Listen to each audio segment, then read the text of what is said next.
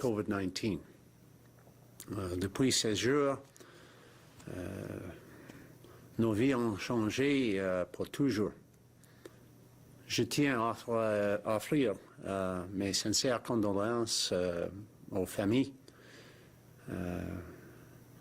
et aux amis de plus que 900 Manitobains qui ont tragiquement perdu leur bataille contre le COVID-19. To most of us, I think it seems like much more than a year ago. COVID-19 in these past 12 months has handed us all new challenges, even greater challenges than most of us have ever faced in our lives. This past year has been marked by incredible loss, but it has also shown Manitobans at their finest. We have lost people we will miss, but we have saved thousands of lives by bending the COVID curve together. And to that goal, I think we must continue to dedicate ourselves as we see the impacts of COVID continuing while we wait for a vaccine, as we see the impacts of these new variants accelerating the concerns in other regions of the country and the world. We also know that this is a marathon, not a sprint. And so I urge Manitobans to stay at it and keep playing defense and doing the right things. And remember, these sacrifices are worthwhile because they are saving the lives of fellow Manitobans. Your determination and your compassion, your commitment to helping protect your fellow Manitobans has been second to none. And it's enabled us together to face these challenges head on, as Manitobans have done and as Manitobans always do. While our government remains steadfast in our commitment to protect Manitobans as best we possibly can from COVID-19 and to help create the conditions for sustained recovery, economic growth, the business of government has to go on and must go on because we have many other challenges that are there for us to address too. And today I want to talk to you about our government's next steps following the release of the recent economic review of Bipole 3 and Kiosk that was commissioned and authored by former Premier Brad Wall. Nearly 2 weeks ago, all Manitobans learned, many of us for the first time, some of the details around the political interference with Manitoba Hydro's Bipole 3 line, what some call the Bipole Waste Line, and the Kiosk projects, the large dam in northern Manitoba that resulted in the tripling of Manitobans' debts, their hydro debts, that resulted in more than $10 billion debt burden being handed to Manitobans. This, the magnitude of this, what I call the scandal of a century, is hard to comprehend. What is $10 billion? What could $10 billion do if it hadn't been thrown at the Americanization of Manitoba Hydro, at that gamble, that rolling of the dice of Manitoba Hydro? What could it have done? What it is equivalent to? Let's put it in this way. More than 50 new hospitals could have been built with that amount of money, more than 100 new schools. More than 200 personal care homes could have been built. And more than 10,000 miles of road could have been repaired and built too. That's how big this number is. It's enormous. And this $10 billion debt burden is unprecedented in the history of our province. And I believe, as Manitobans come to understand the magnitude of this, it will be even more deeply troubling for Manitobans as well. And Manitobans know that it's important to me because I know that it's important to our future and that of our children and grandchildren. And that is why we're totally committed to making sure that this type of thing never, ever happens again. The fundamental difference between the previous administration and our government, I believe, is we trust Manitobans. And the previous administration acted in a way that demonstrated that they did not. And that distrust is at the root of many of the things that we now have to correct that led to this $10 billion burden. Our government's committed to keeping Manitoba Hydro a Crown corporation. We're committed to restoring Manitoba Hydro to the crown jewel it once was. And we're committed to keeping it focused on Manitobans. Focused on Manitobans so that we don't ever again lose that focus by making others more important than Manitobans. We've already acted to strengthen that relationship of trust with Manitobans. We've replaced the old Crown Corporation Governance Act. It's a piece of legislation that was so weak that it allowed this $10 billion burden to happen, quite frankly. And we've strengthened it and made it much more able to protect Manitobans by increasing the accountability and the transparency that governments have to demonstrate when they're dealing with Crown corporations like Manitoba Hydro and others. Adding new requirements for public disclosure, for example, so that Manitobans understand that if the government wants to influence one of the Crown corporations in a certain way, they will know that. And that's something they didn't know about the previous government until, most Manitobans didn't know until the Wall Commission reported that the previous government had instructed Manitoba Hydro to do things like build the bipole line over to the west half of the province almost to Saskatchewan at a cost that would be more than $1 billion in excess of putting it on the east side of the lake. Manitobans didn't realize, most Manitobans didn't realize that this was instructed by the previous NDP government. Our government has also taken action with the introduction of Bill 35. Now, Bill 35, because I think most Manitobans probably don't know the numbers of the bills, what they stand for. I'll explain that Bill 35 is the Public Utilities and Ratepayer Protection Act.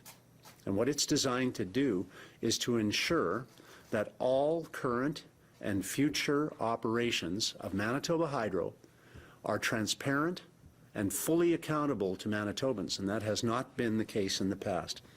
Bill 35 goes further to strengthen the Public Utilities Board to provide a more effective regulatory process. Now, what does that mean? Well, it means ensuring that the Public Utilities Board can't be influenced by governments in the future as much as it was during the time of the kiosk and bipole projects. By enhancing the Public Utility Board's independence, by giving them new powers to manage their own budget, to manage their own business plan, to manage their own staffing, so that they are able to truly represent and protect Manitobans without undue political influence. Allowing the Public Utilities Board to make recommendations about Manitoba Hydro and other Crown Corporations' operations and capital management is something that's never been done in the past. And this, again, is what allowed Manitoba Hydro, with the guidance of the NDP government and the instruction of the NDP government, to throw $10 billion into a plan to help Americans get cheap hydro while Manitobans ended up paying the bill. We're also going to require, with this bill, public review so that any major hydro projects that come forward above $200 million or more, any major long-term power purchase or export contracts have to be reviewed by the Public Utilities Board, with the public being able to see it. I guess what I'm trying to say is we're bringing Manitoba Hydro back into the light after years of it being shrouded in secrecy and darkness. The independent review that was done also identified further steps that government should take to ensure better transparency, better accountability of taxpayer dollars. And I'm pleased to share with you today 3 more steps that we are going to take to ensure that Manitobans never again get a repeat of this $10 billion burden that's been thrown on them, unless they say it's okay.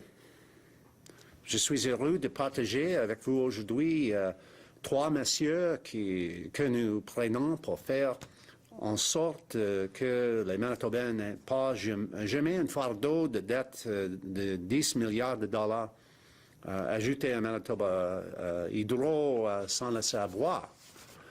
One, we will strengthen Bill 35 even further by adding amendments which will provide the Public Utilities Board with additional powers to prevent the unbundling of generation and transmission facilities that are dependent on one another.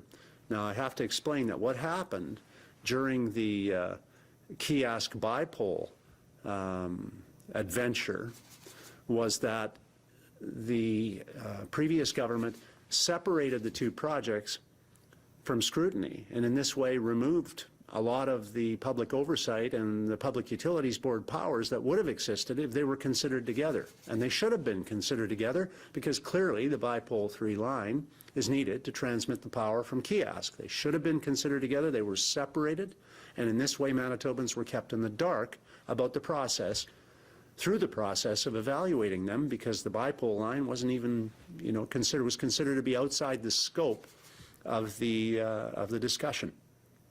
The previous NDP government exempted it from the Public Utilities Board scrutiny, and that was one of the many decisions the previous administration took that kept the process in the dark and contributed to what I, again, say is the largest scandal in Manitoba history. So we're plugging that hole. Secondly, we're strengthening Manitoba's referendum law. We're going to enhance the public's say over Manitoba Hydro decisions in the future.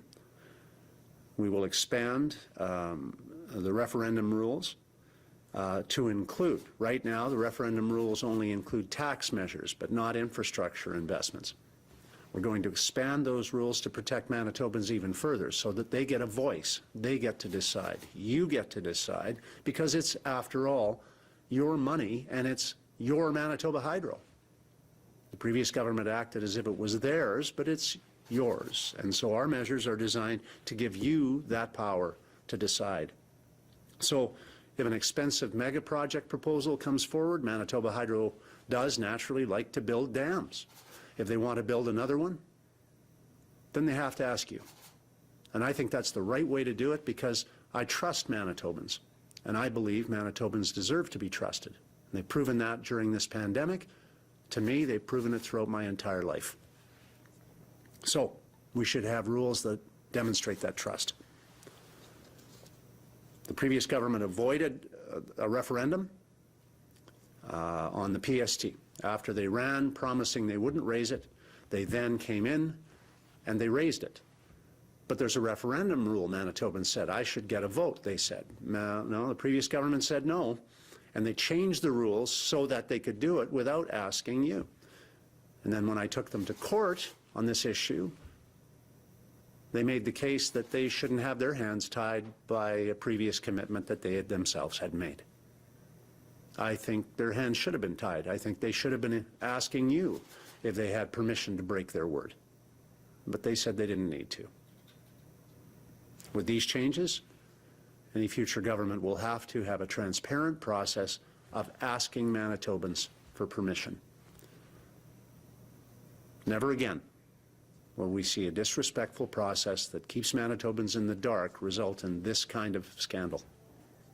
Thirdly, I want to announce today that we are, as a government, committed to responding to all of the recommendations in the Wall report, and we are committed also to bringing those responses back to the all-party Standing Committee on Crown Corporations of the Manitoba Legislative Assembly, not just so politicians can see it, but so you can see it. And these processes mean that any Manitoban who is interested can come forward, and they can register, and they can participate. More light, less darkness, never again. Manitobans expect this of their government. They didn't get it in the past. They deserve it now. They will get it now. Allowing Manitobans to have their say has been and will continue to be a top priority of my government. We have actively engaged in pre-budget consultations, for example. We've actively engaged in consultations on Engage Manitoba throughout the entire pandemic. We have made public our mandate letters to all of our ministers for the first time in Manitoba history, because I believe in and I trust Manitobans, and so we'll keep acting like it. Permettre aux Manitobains d'avoir leur mot à dire a été et continuera d'être une priorité absolue de notre gouvernement. Le NDP a ignoré les experts et Manitobains. Nous écoutons. As a government, we committed to Manitobans to find out what went wrong with Manitoba Hydro's kiosk and bipole projects. We have some of those answers now, and through the investigative commission, we have other questions that need further investigation. But I want Manitobans to know and be confident of our dedication to keep Manitoba Hydro strong and make it even stronger, and to do that by empowering Manitobans to have a greater say. Our government has a reputation, it's earned its reputation, for keeping its word. We said we would fix the finances, and we did, just in time to face the most significant public health and fiscal challenge our province has ever witnessed. And we're committed to fixing Manitoba Hydro too, and you can trust we will, with your help. Thank you. Look forward to your questions. Thank you, Mr. Premier. A reminder to our reporters on the line, you will have one preliminary and one follow-up question. Up first this morning from CBC Radio Canada, Matthew. Hi, Premier. Since this morning, several people have called up their pharmacists and doctors for the AstraZeneca vaccine, and several doctors and pharmacists do not seem to be prepared to make an appointment. What do you think about the situation? I think that it's a first-of-its-kind challenge, and we need Team Manitoba, and Team Manitoba only works with the cooperation of Manitobans. So I know that the vaccine team's been working diligently with the Pharmacists Association, representatives from Doctors Manitoba, to communicate and to gather support to get the vaccines out there. And I think that Manitobans are very excited to see that partnership happen and work. Okay, and why French services are not available for making an appointment over the phone? Sorry, Matthew, you cut out on me there. Can you say that again, please? Oh, yeah. Why French services are not available for making an appointment over the phone? C'est une bonne demande. Je ne suis pas certain. C'est une bonne question pour le comité des vaccins. J'espère le comité va provenir leur réponse pour vous tout de suite. From CBC Manitoba, Ian. Good morning, Premier. We have a hydro strike right now with some workers on strike. Your government has set guidelines for hydro, including asking for a 2-year wage freeze. Why not step out of the way and let the Crown and the union negotiate? Because we take the responsibility of setting mandates for bargaining seriously, because that is our responsibility, and because we have to understand that the bargaining process that ensues is not always pretty, but needs to be respected. That's why we've made it clear, as opposed to the previous administration not making it clear, what we would suggest as a starting position, and that's what the mandate is all about. Manitoba has had the worst COVID-19 death rates of any province in Canada during the second wave. What's your reaction to that?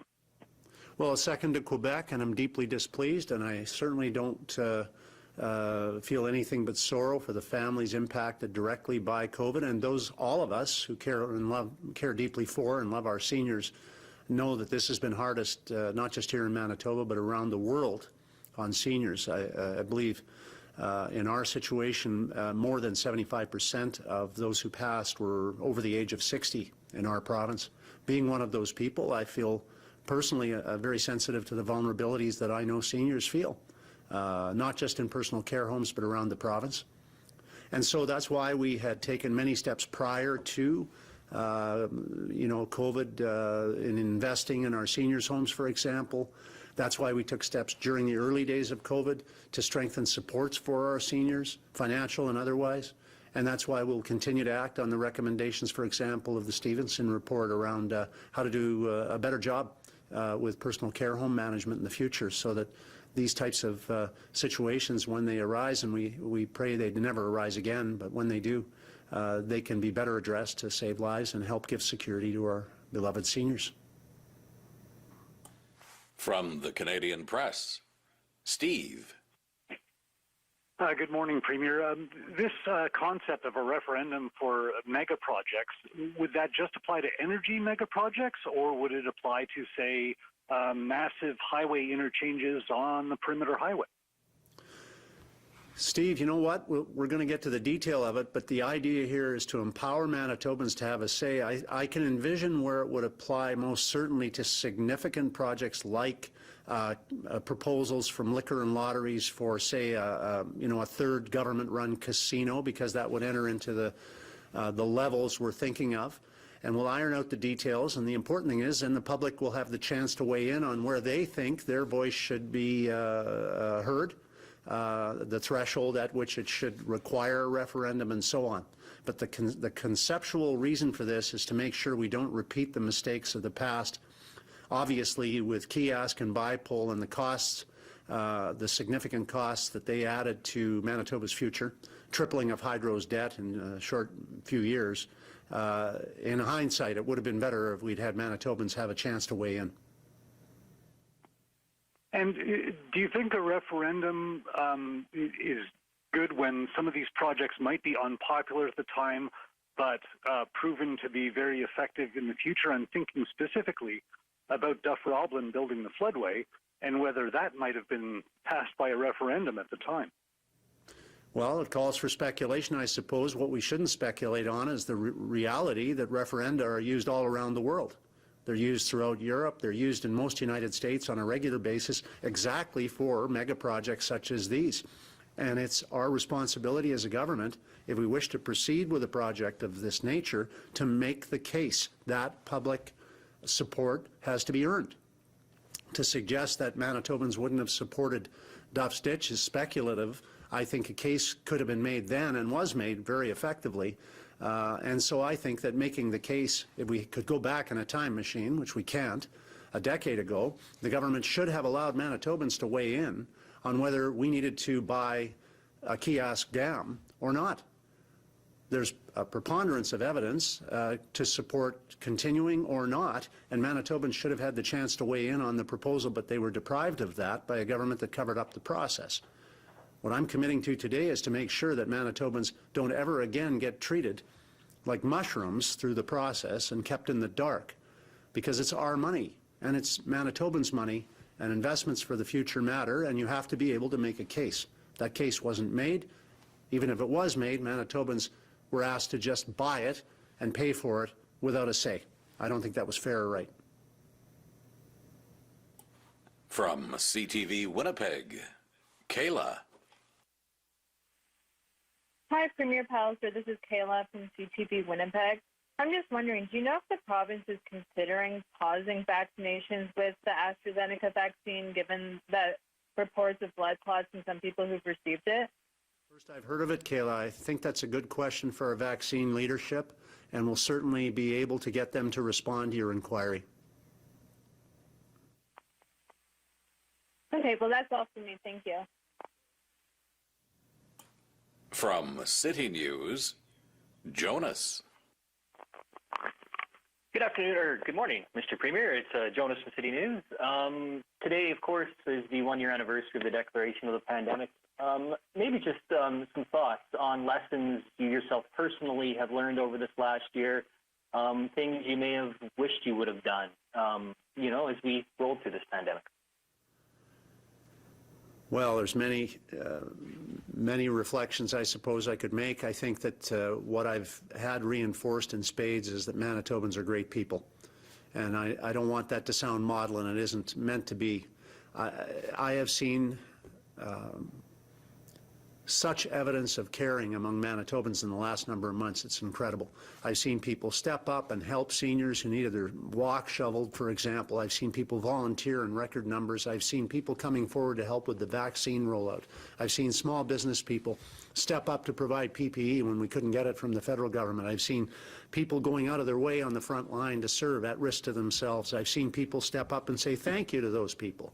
I've seen teachers moving their profession forward under duress. I know of parents who have done incredible things to help work from home and then teach their kids how to learn from home at exactly the same time. Incredible things. I've seen more people outside walking safely with distance than I've ever seen before. And I've seen people, and I've heard from people who've told me they've learned how to love Manitoba and each other in a way that they didn't before. So there's good things. There's some very emotional things too. We'll come out of this thing and we'll do it together and we'll be stronger for it in the end. Thank you, sir. I guess just as far as maybe a governance structure or a public health perspective, anything that this pandemic has shown you or anything that maybe we can learn moving forward?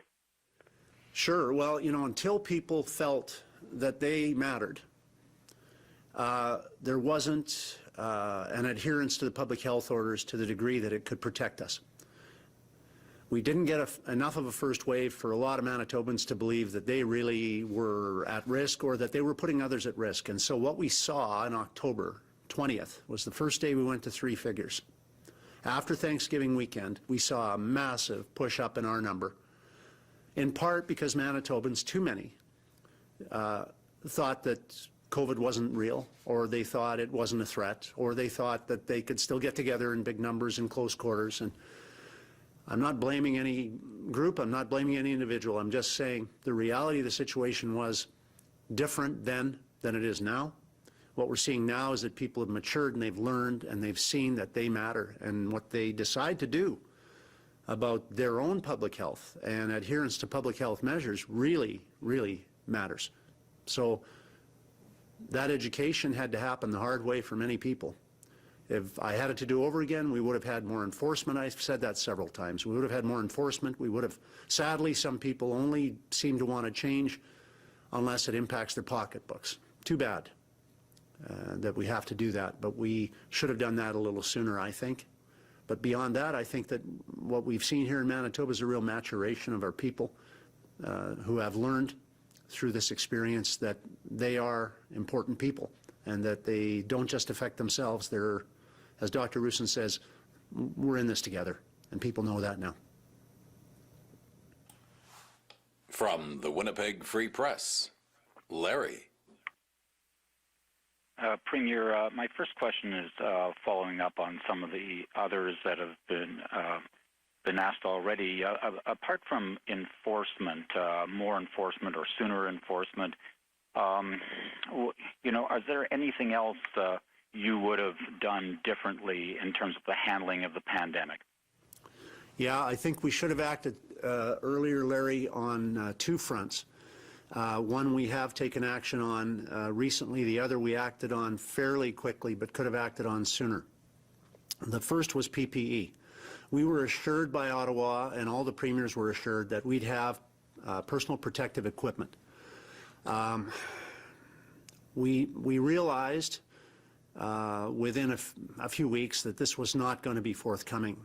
We took steps then to work with Manitoba, mostly Manitoba providers and small businesses, and we were able to step up. But there was a gap in there, Larry, that I regret in hindsight.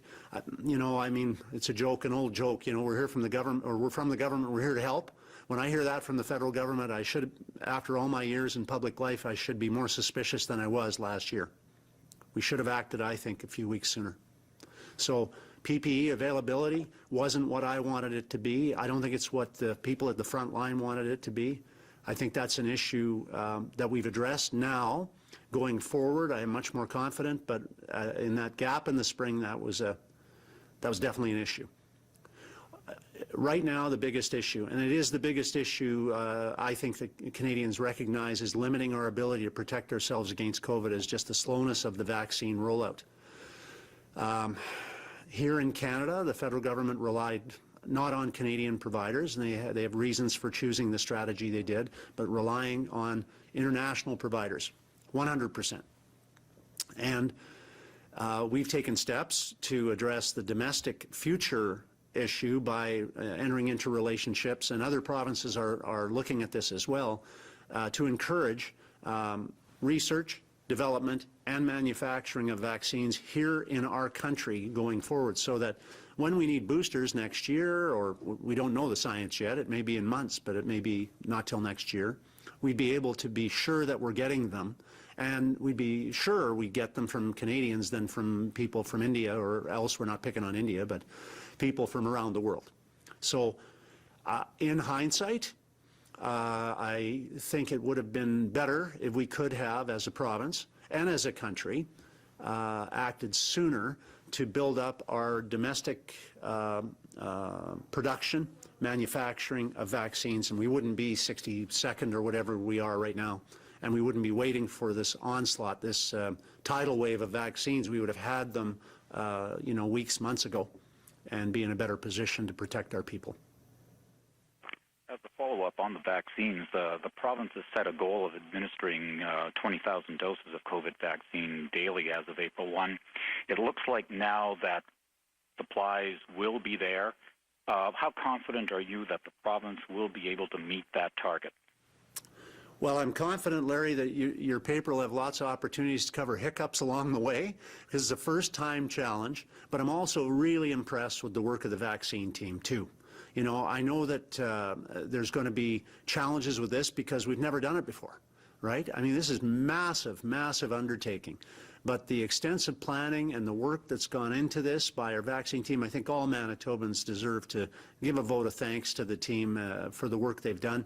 And also to the folks that have stepped up and volunteered. We've got, I think close to 2,000 people now. I stand to be corrected on the exact number, Larry, but that have offered to be part of the vaccination group from so many different walks of life, professions and backgrounds. So, it's really impressive. We're all hopeful. But again, every time you ask me this, or anyone else in the media asks me this question, Larry, I'm going to remind people, look, the vaccines are coming for sure, but we can't let up. We have to play defense. We're already seeing in Ontario and BC significant push up in the number of variant cases, and they're more dangerous variants. So we've got to remember to keep safe while we're waiting for the cavalry, and even when the cavalry gets here, it's going to take some time.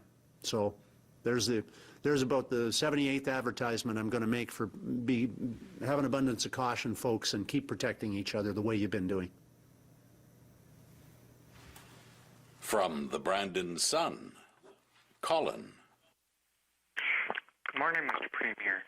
I wasn't quite sure, with the referendum process, if there was a new hydro mega project, would a referendum be called automatically, or would the public have to express an interest before a referendum gets called? Nope, the public interest would be assumed in the event of anything over, we think, around $200 million plus. We're not trying to stop hydro from running its day-to-day operations. That isn't the nature of this. No one wants to have a referendum every time hydro wants to sell extra poles. That's not the issue here. But we never again want to see a situation where a mega project goes ahead and Manitobans haven't even had a chance to weigh in. So we're going to prevent that from happening by requiring a referendum where a major mega project is proposed. Manitobans get a chance to weigh in. They get to evaluate it, and as is the case in the vast majority of the United States, as is the case in much of Europe, referenda are common. Voters get to say. And Manitobans own Manitoba Hydro, not the government of Manitoba. No political party. Manitobans own it, and Manitobans should get the chance to decide. Because having $10 billion taken from Manitobans, invested in an Americanization, globalization, internationalization strategy, without them having a say, that can never, ever happen again. Nothing like that should have happened, but it did. And now we're trying to make sure it never happens again. How did your government settle on that $200 million threshold? Well, it's something that's been in discussion, and as we go forward, we're going to have the chance for the public to weigh in, and one of the areas they may like to weigh in on is on that level.